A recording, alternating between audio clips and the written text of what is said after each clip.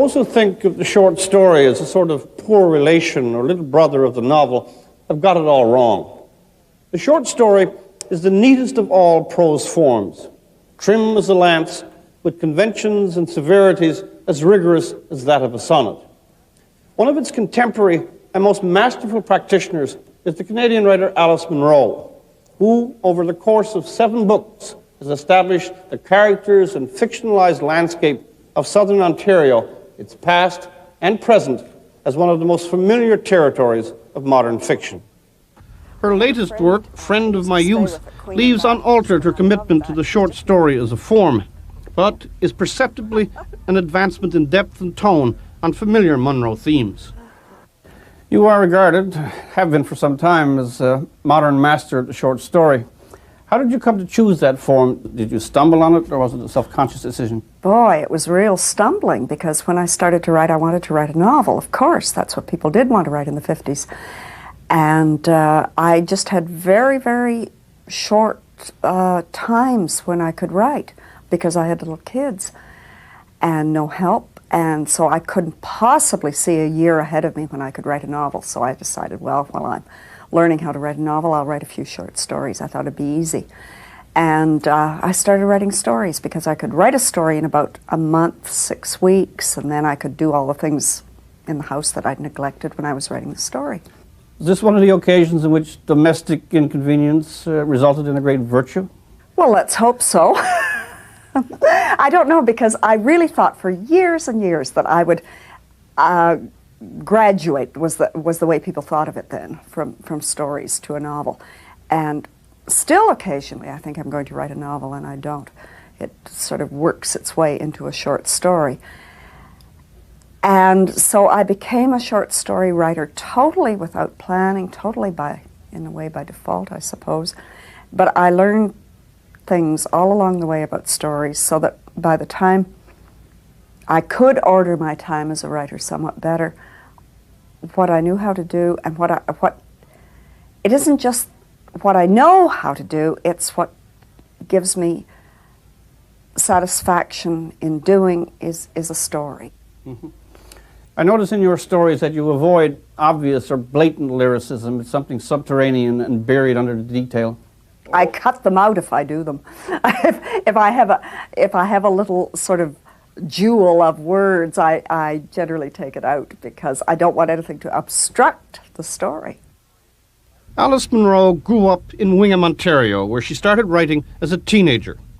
She was married to James Munro for 25 years and lived with her daughters in Victoria, BC. She has 3 times won the Governor-General's Award, and in 1976, after her first marriage ended, moved back to small-town Ontario. There, she remarried and continued her career as a short story writer. You seem to have an ambivalence towards small towns. One could see, I think at least, that you read some of them as being oppressive and as being very stultifying. Who do you think you are is one of the attitudes that comes out. Well, not the small town any more than society as a whole. I think what you're getting in the small town is social attitudes sort of distilled so you can look at them, and lives played out so that almost in a way that they're like a stage, or the small town is like a stage for human lives. I don't think that small towns are particularly bitter or oppressive. The whole society of my childhood, the whole Canadian society, was fairly repressive. You're known to write about very ordinary things and ordinary people, local kind of places. Do you think this could find a response, say, in an American audience? Taking an Ontario Don't you think town? Americans are ordinary? Some. But it is... No, I have problems with the word ordinary, because I don't know who's extraordinary. And I always think the people I'm writing about are extraordinary. I'm probably... What's meant by this is that I choose often to write about people who have fairly sort of middling occupations, whose work lives are not particularly exciting. They're not television interviewers or cameramen or anything like this. Humdrum. Small towns and the people who inhabit them, their institutions and customs, the cross-currents of the seemingly ordinary are persistent themes in Munro's work. The death of her mother was in many ways a central tragedy for Munro, and may account in part for the degree to which her stories are instruments of analysis for that keenest of relationships, that of mother and daughter. Her heroines, strong, intuitive, passionate, independent women, are in many ways a mirror of Munro herself. The relationship between mother and daughter and vice versa is perhaps the most profound and abiding concern of all your work. Why is it so important?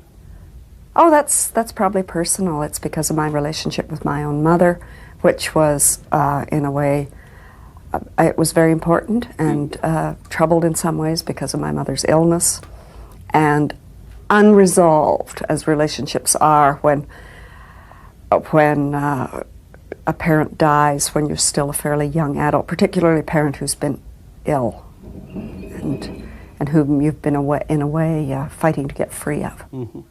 Do we reshape our recollection of those who are closest to us as we ourselves pass through age? Do we get a different picture? Oh, of course you do. That's one of the interesting things, and one of the unexpected things, that in each decade you see your life differently.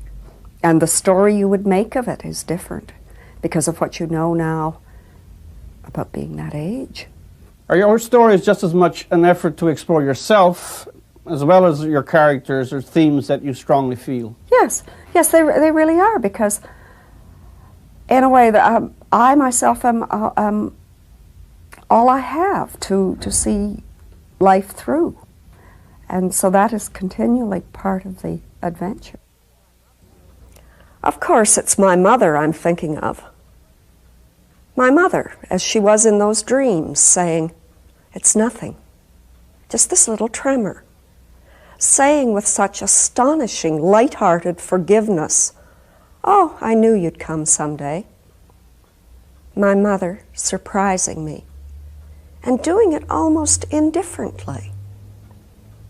Her mask, her fate, and most of her affliction taken away. How relieved I was, and happy. But now I recall that I was disconcerted as well. I would have to say that I felt slightly cheated.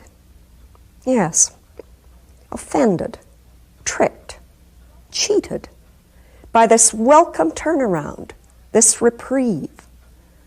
My mother, moving rather carelessly out of her old prison, showing options and powers I never dreamed she had, changes more than herself.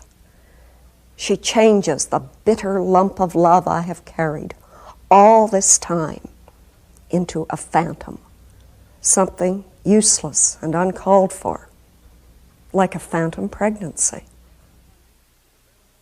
Friend of My Youth is available in bookstores now. For the Journal, I'm Rex Murphy.